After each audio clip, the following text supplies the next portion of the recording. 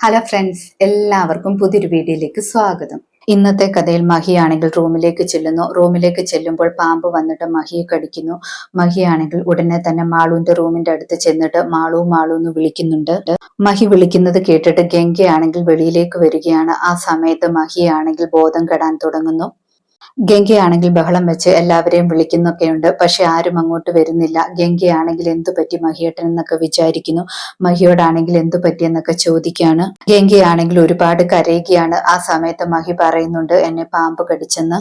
ഗംഗ ശിവനെ പ്രാർത്ഥിക്കുകയാണ്. എന്റെ ജീവൻ പോയാലും പ്രശ്നമില്ല, എന്റെ മഹിയേട്ടനൊന്നും സംഭവിക്കരുതെന്നൊക്കെ പറഞ്ഞിട്ട് കരയുന്നു. ഗംഗയാണെങ്കിൽ മഹിയെ ചേർത്ത് പിടിക്കുന്നുണ്ട്. ആ സമയത്താണെങ്കിൽ നകുൽ അവിടേക്ക് വരുന്നുണ്ട്. നകുൽ അതൊക്കെ കാണുന്നുണ്ടായിരുന്നു. ഗംഗ ഉടനെ തന്നെ മഹിയുടെ കാലിലാണെങ്കിൽ തുണി കൊണ്ട് കെട്ടുന്നു. അതിനുശേഷമാണെങ്കിൽ ഗംഗ മഹിയുടെ കാലിൽ പാമ്പ് കടിച്ച സ്ഥലത്തെ രക്തമാണെങ്കിൽ വാ കൊണ്ട് സക്ക് ചെയ്ത് കളയുന്നു. മഹി അപ്പോൾ കണ്ണ് തുറക്കുന്നുണ്ട്. ചെറുതായിട്ട് ഗംഗയെന്ന് വിളിക്കുന്നുണ്ട്. അത് കേൾക്കുമ്പോൾ ഗംഗയ്ക്ക് സന്തോഷമാകുന്നു. ഗംഗയും അപ്പോൾ ബോധം കെട്ടിട്ടാണെങ്കിൽ മഹിയുടെ കാലിലേക്ക് വീഴുന്നു.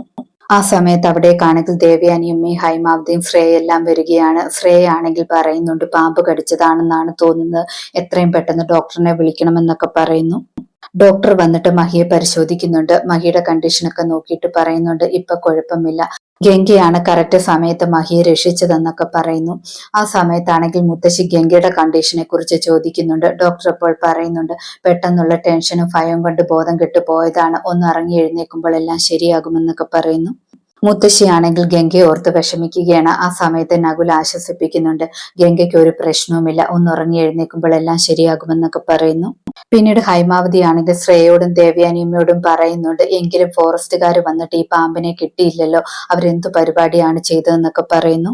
പിന്നീട് കാണിക്കുന്നത് മുത്തശ്ശി നകുലിനെയാണ്. മുത്തശ്ശിയാണെങ്കിൽ നകുലിനോട് പറയുന്നുണ്ട്, എന്റെ കുട്ടിയാണെങ്കിൽ പാവമാണ്, അവൾക്കാണെങ്കിൽ ലോക കാര്യങ്ങളെ കുറിച്ചൊന്നും അറിവില്ല, നകുലുമായിട്ടുള്ള വിവാഹം നടന്നതിന് ശേഷം അവളെ പൊന്നുപോലെ നോക്കണമെന്നൊക്കെ പറയുന്നു. നകുൽ അപ്പോൾ പറയുന്നുണ്ട്, മുത്തശ്ശി ഒന്നുകൊണ്ട് പേടിക്കേണ്ട, അവളെ ഞാൻ നന്നായിട്ട് നോക്കിക്കൊള്ളാമെന്നൊക്കെ പറയുന്നു. പിന്നീട് കാണിക്കുന്നത് മാളൂനെയാണ്. മാളുവാണെങ്കിൽ ഗംഗയ്ക്കും അതുപോലെ മഹിക്കും വേണ്ടി പ്രാർത്ഥിക്കുകയാണ്.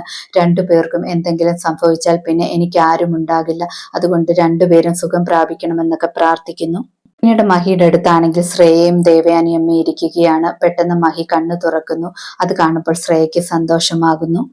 ശ്രേയ ആണെങ്കിൽ മഹിയോട് പറയുന്നുണ്ട്, ഞാൻ ഒരുപാട് ടെൻഷൻ അടിച്ചു പോയി മഹിയേട്ടനെ ഓർത്തിട്ടെന്നൊക്കെ പറയാണ്. മഹി പക്ഷെ എഴുന്നേറ്റിരുന്ന ഉടനെ ചോദിക്കുന്നത് ഗംഗയാണ്. ഗംഗ എവിടെയെന്ന് ചോദിക്കുന്നു. അത് കേൾക്കുമ്പോൾ ശ്രേയയ്ക്ക് ദേഷ്യം വരുന്നുണ്ട്. ഇതോടെ ഇന്നത്തെ കഥ അവസാനിക്കുന്നു. പുതിയൊരു കഥയുമായി വീണ്ടും കാണാം. താങ്ക്